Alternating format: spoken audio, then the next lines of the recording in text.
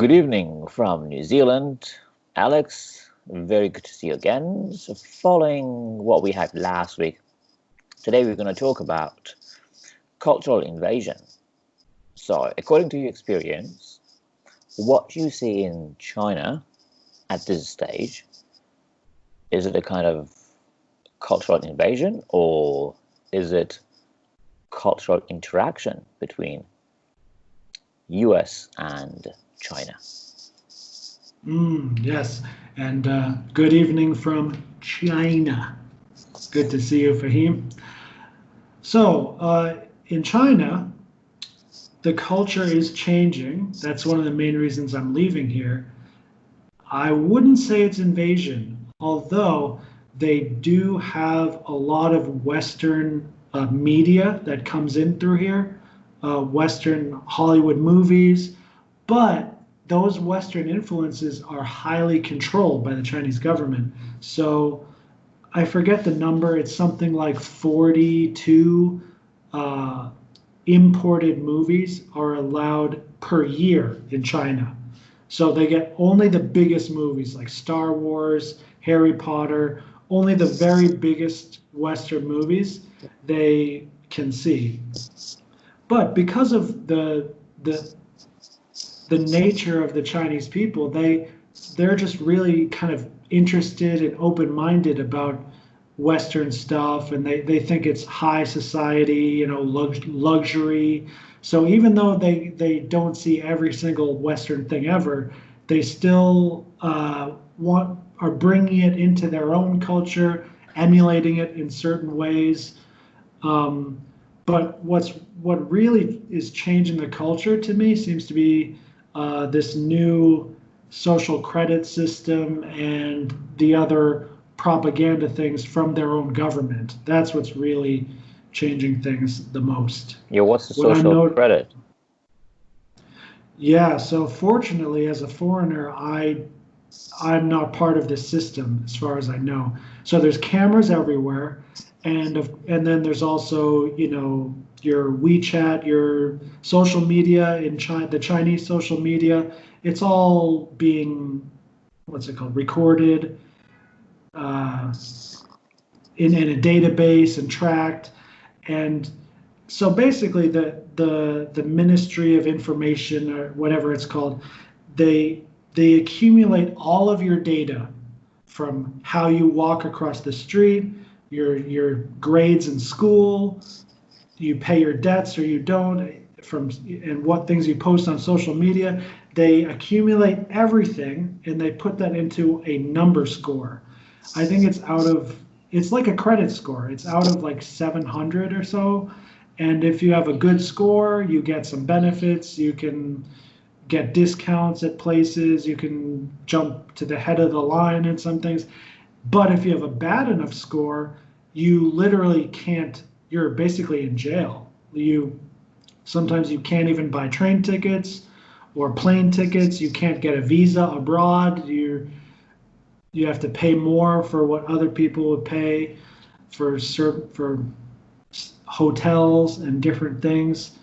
And so because the system is so strict and so strong, it's changing the culture a little bit, little by little. So instead of the Chinese normally being very free and just kind of do whatever they want, and then if something bad happens, just say, "Oh, I'm sorry," and you deal with it later. Now they're a little bit more hesitant in certain ways, especially driving, because that's where a lot of the cameras are.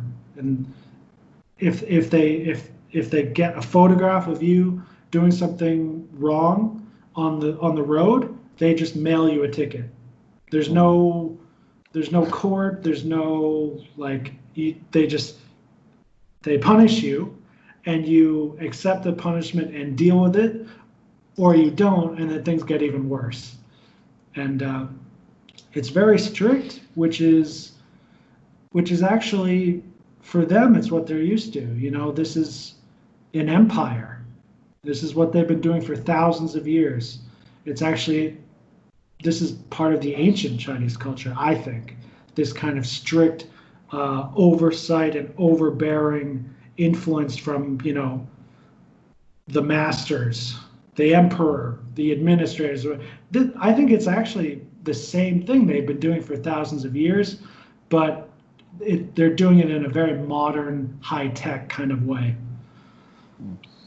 Yeah, but do you still believe that the invasion hasn't completely done? Because once you look at movies produced in China or even music videos produced in China, you see a lot of elements of Western culture. So despite the efforts, made by the government, I still believe that this cultural influence or cultural invasion is actually, affecting. And many aspects of the society have gone through, big changes. So simply, if you compare the Chinese culture from, 1,000 years ago, and now, you might see a lot of differences. So, what's your take on it? What do you think?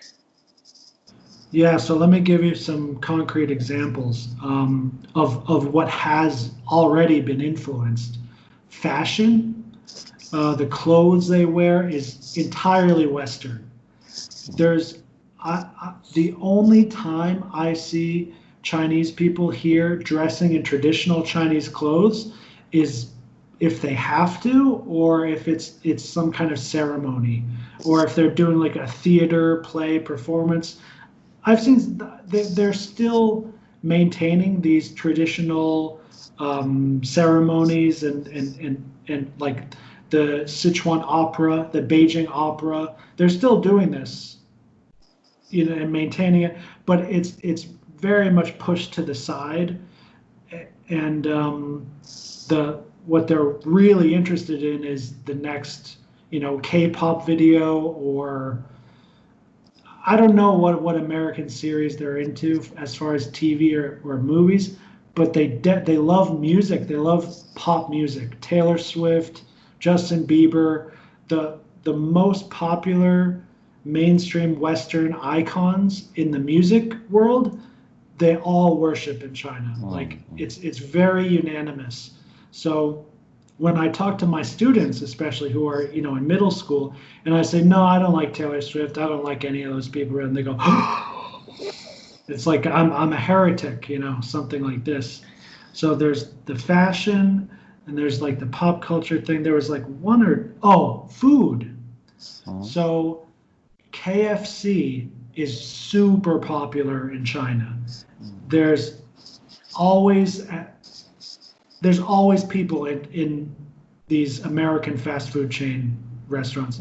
They know it's unhealthy. They don't care. They just love it.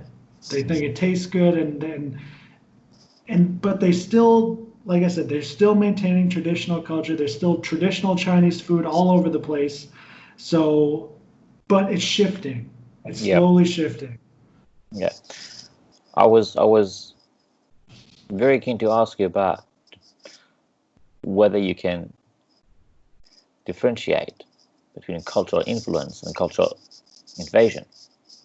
Linguistically, do you think that invasion has got a negative connotation, whereas influence might have a positive, or we don't know either? Yes. Positive or negative consequence. Linguistically speaking, you might be the best person to make comment on this as a native English speaker.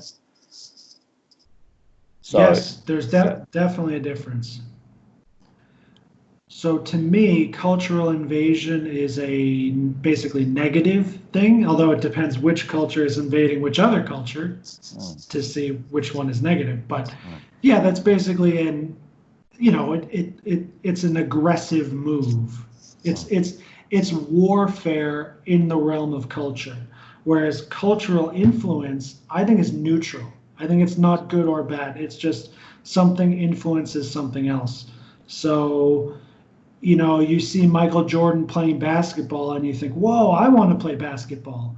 That's cultural influence. It's, you know, if Michael Jordan had this scheme to make more people play basketball, so each time they picked up a basketball, he would get some royalties off of it or something like this, that would be like cultural invasion.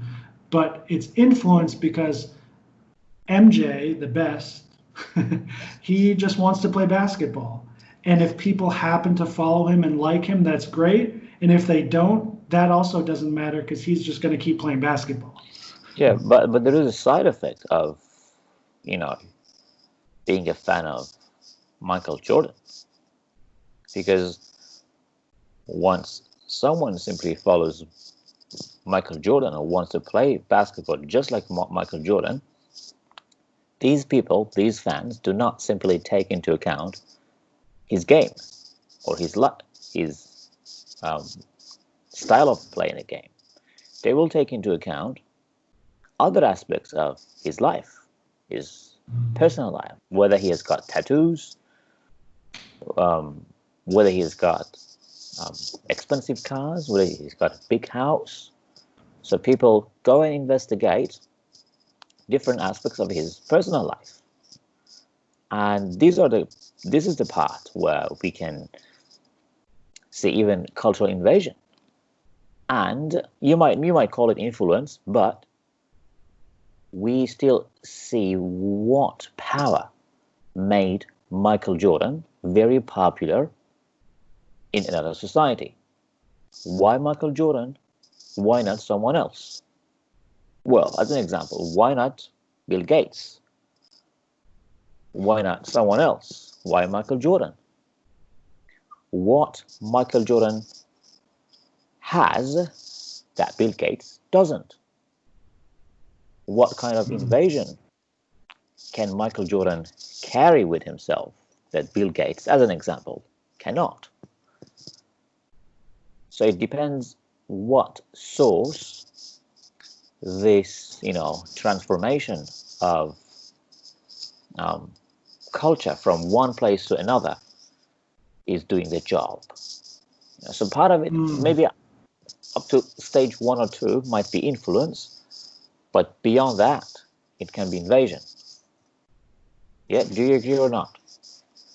I like what you brought up. I would organize it a little differently. For example, the how Michael Jordan is very rich and famous with all the cars he has. That's not culture. To me, that's levels. That's a lower level. That's biological in nature or evolutionary. We could say we see someone higher status, better looking than us, more wealth, and we see, oh, they're higher in the hierarchy than we are, and we want to be higher in the hierarchy to have better children, to reproduce better, to survive better, and on that basis alone, we worship those people. That's not culture. To me, that's biology. That's actually a primal thing, and that's happening first. And then culture is a more subtle, sophisticated development, which kind of happens later, so to speak. But I don't mean later in time, because these things can happen at the same time. So, and another thing you brought up, which I liked, is comparing to Bill Gates. This is a great example of just on why Michael Jordan is still to this day so famous and really well loved, even if he didn't do this whole The Last Dance Netflix series, which I just finished watching and I loved it. But so a big part of it is the primal stuff. Michael is handsome. He's a really good-looking guy. I'm not into other guys in that way, but I can see that he's just like, he's hot. He's tall. He's got a perfect body. He's charming. He's like, and on top of that, yeah, he's rich and he's excellent at his craft.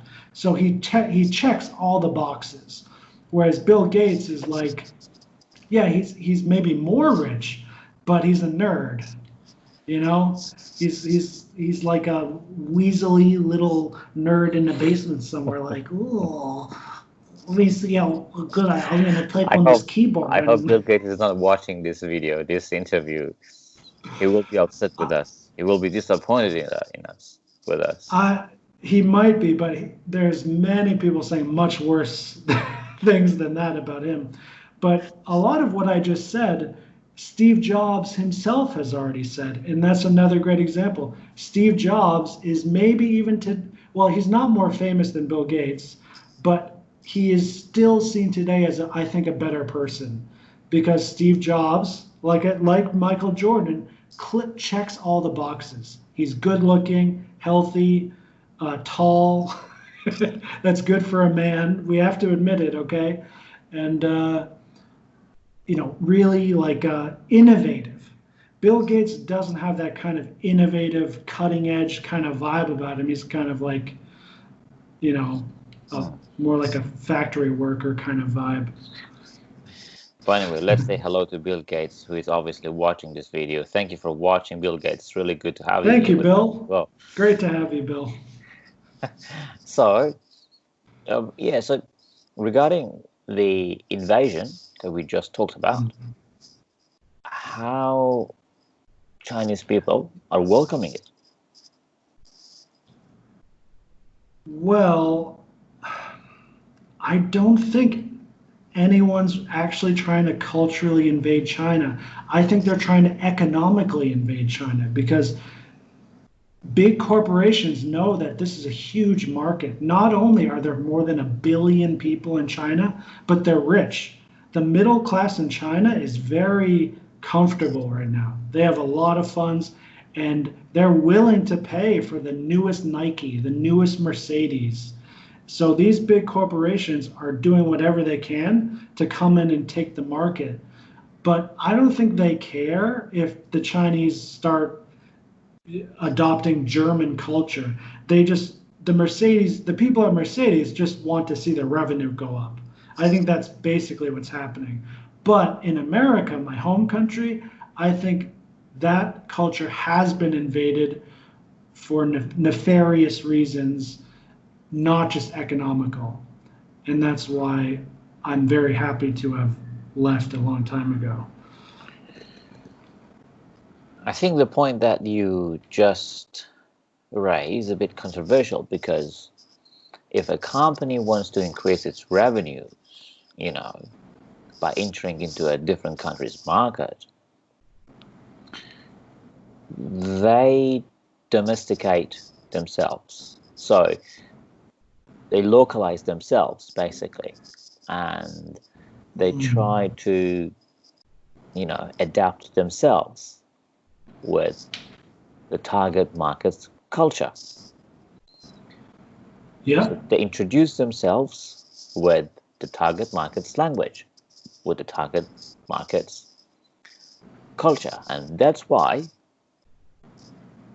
McDonald's changes its color in some of its campaigns to blue in Japan because it got more popularity in that market.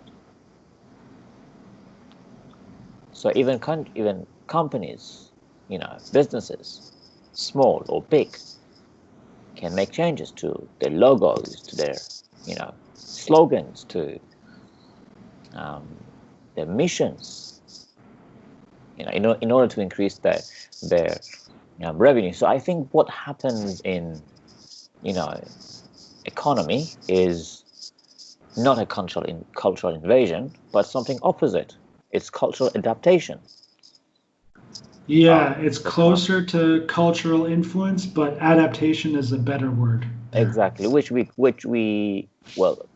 marketing is called localization. So localization of products, pretty much very common everywhere. So when a product comes to New Zealand, they try to put some Kiwi words on the packaging, Kiwi terms on the packaging, so that it's culturally friendly and culturally acceptable for the consumers or for the users. Yeah, so that's a very, very broad topic, but I think we can probably keep talking about this to see how things might look in the future in Asia and especially in China. Yeah, and then we can keep Yeah. talking about the future of cultural invasion and how China has been able to interact culturally with other nations, which I think you will be able to make comment on cultural invasion or cultural influence of China in the USA. So that can be the topic for next week. Yes, it could be, although I don't prefer to talk about the societal political things because one, they just kind of bore me, and two, I don't think it's actually that practical. Whereas at an individual level, when you see just the things I mentioned, like how the Chinese will dress in Western clothes, Mm. that will actually have real world consequences. In subtle ways, sure, but that can actually affect the world you're living in.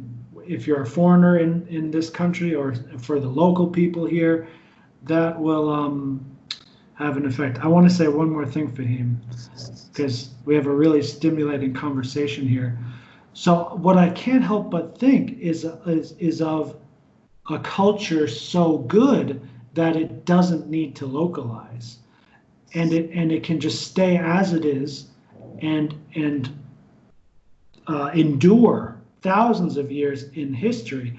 And this is what I've found in the Bhagavad Gita and other ancient texts.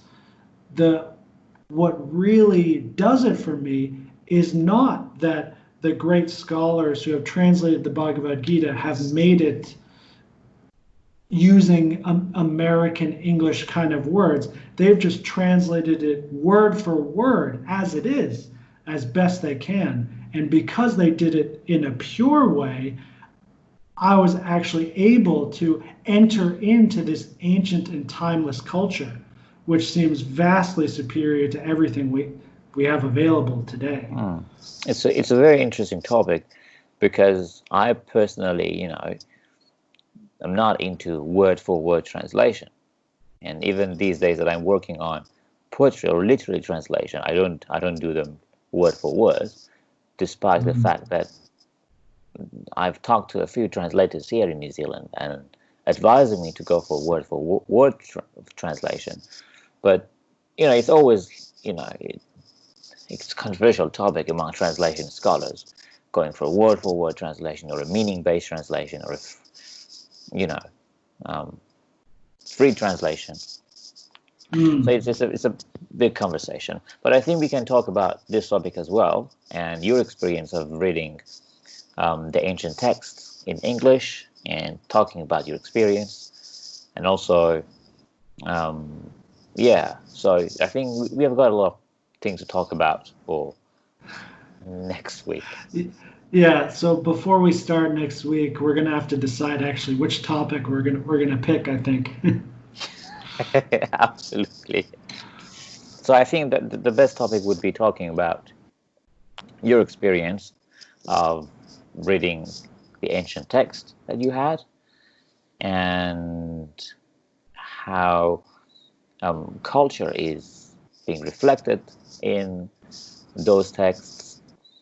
Also about you can also tell us about what you learned by reading those texts. Yeah, that sounds great. Yeah. Thank you so much, Alex. We hope to see you next Thank week. you, Fahim. Yes, I'll see you next week. Sounds Enjoy good. your evening. You too. Take care. Thank you. Bye.